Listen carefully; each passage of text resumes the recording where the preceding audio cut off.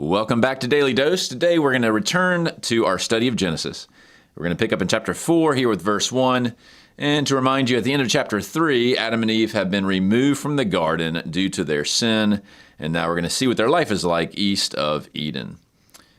Adam de egno yuan ten gunaike autu, kai sulabusa eteken tan Kain, kai apen ek te samein anthropon dia tu theou.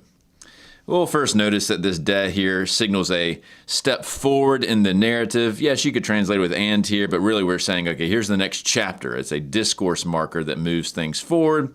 And we're reintroduced to Adam here, and he knew. This is the third singular aorist active indicative from gnosko, of course, very famously, both in Hebrew and in Greek. This is kind of a euphemism for marital relations. So he knew Eve here. And if you remember back to prior videos, this way of spelling it in Greek is really a transliteration from the Hebrew form, where she's the one who is the giver of life. We saw in 3:20 that Adam, at least in the Greek translator's mind, he calls her Zoe, which in the Greek form is life. But most of the time, as we've already looked at, the standard way she is referenced is with this really transliterated form, Euon or Evon or something like that. So he knew her, and she is his wife. So Adam knew Eve, his wife, Kai, and Sulabusa. This is from Sulambano, and you can see the lambano under the hood. So we've had a spelling change to lab here with the usa ending. This is a nominative singular feminine aorist active participle. And sulambano means to conceive. Now, given this an aorist active participle, we would say something like after conceiving as a way to frame things.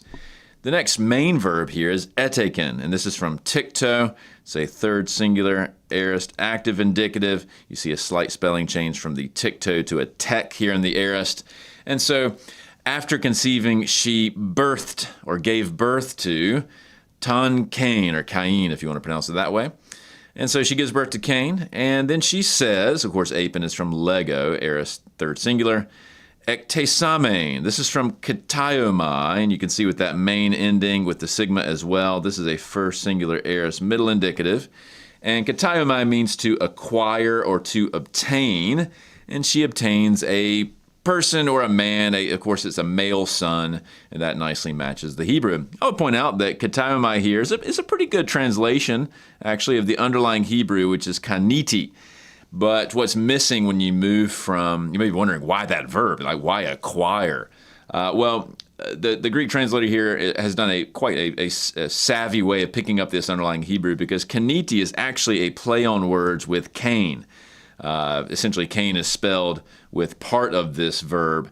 And so she has Kained a Kain, if you will. She has acquired a son, and his name is essentially acquired. And so the Greek translator, I think, is trying to do his best to find a Greek equivalent that not only conveys the meaning of that Hebrew, but actually, if you sound it out, sort of Kain and kataiomai, they kind of are similar. So maybe something like that is going on in the mind of the translator, try to pick up on that wordplay. It's very clear in the Hebrew. Obviously, you can't always pick up on the wordplay when you bring it into Greek, but they're getting kind of close here.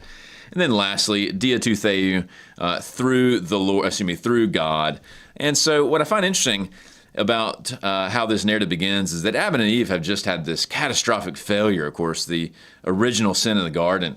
But as they now start their life outside the garden, I'll mention two things. First off, essentially the first thing they do in the narrative is start to fulfill the creation mandate in 1:28, which is, be fruitful and multiply and fill the earth.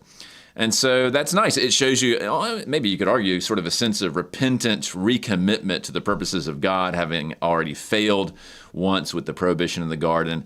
And then, though there is some debate on this, especially in the Hebrew, as to how to take what the underlying Hebrew is, the Greek makes it very clearly that she is producing her first offspring through the providential hand of God. She attributes it to God. And so there's a nice way in which, with a fresh start, they make a step forward in not only producing offspring, but also crediting that to God. Of course, when we get Cain and Abel further down the line here, things fall apart again. But at least at this stage, Adam and Eve are obedient to God in producing offspring as per his command. So that's Genesis 4:1.